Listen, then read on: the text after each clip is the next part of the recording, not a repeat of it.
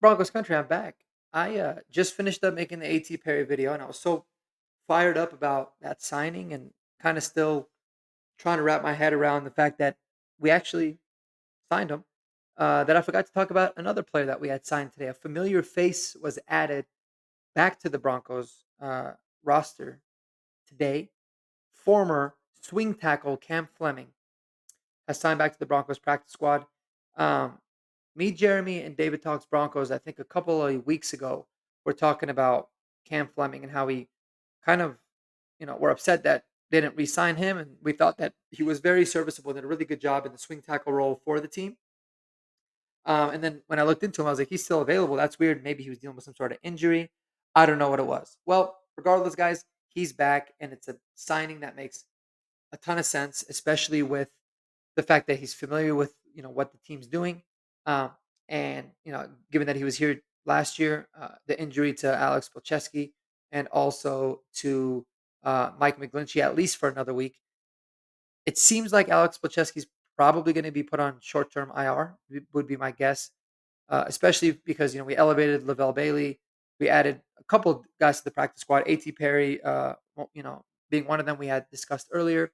Cam Fleming, and then there was a center that we added that played at Yale.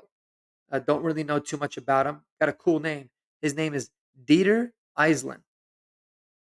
So he's actually a third-year guy.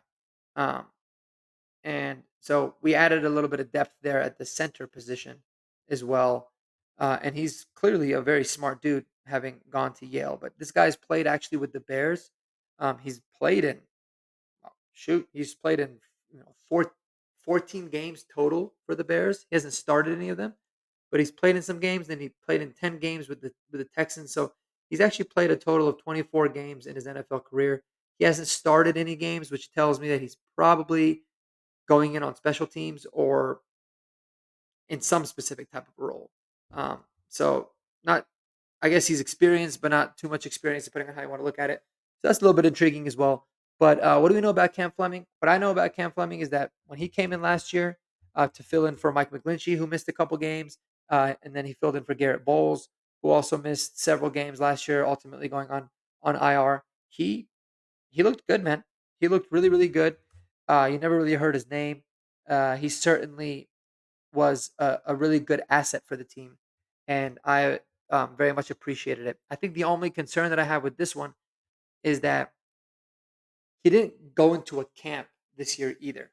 So he's kind of just been, sitting around. Now that doesn't mean that he's not in shape and he hasn't been working out, but he's certainly not going to be in football shape, and so he might take a little bit of acclimating before he's ultimately brought up. But it, I don't know if the Broncos would make this move if their plan wasn't to bring him up and activate him, whether he's starting this week or not, is going to be to be determined. But my guess is that he will, because if Palczewski's out and you're without Mike McGlinchey, you're not going to start Frank Crump at right tackle now, are you? Uh, this week against Khalil Mack. Um, I don't think so. So I feel like maybe they thought let's bring in a really good veteran player that we feel like we can rely upon. He was really, really good last year in pass pro, rated very, very highly in pass protection. He struggled a lot in the run game, but in this particular game, at least for a couple games, it's all about keeping Bo Nix upright, and so he's proven that he can do that. He played quite a bit of snaps last year, and I think it's a really solid signing as well. So just wanted to make another quick video about that. So expect to see Cam Fleming back. It kind of brings the other notion too, though, of what are our options? If Palczewski's out this week, which it seems like he's probably going to be a short-term IR candidate, like I had said, it would be Matt Pert that would be starting at right tackle. But then who's the swing at that point, right? And to avoid it being Frank Crumb, they could elevate Cam Fleming this week to do so. Now, it may or may not happen. Maybe they're just like, you know what? We'll go with the possibility of Frank Crumb needing to be the swing tackle this week.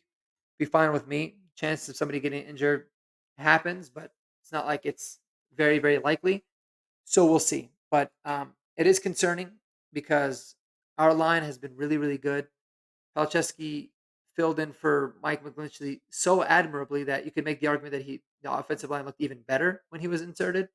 But now we're getting a little bit more into the depth guys, and from everything that I've really seen from Matt Pert, I don't know. So we'll make an entirely separate video about that when we preview the Chargers.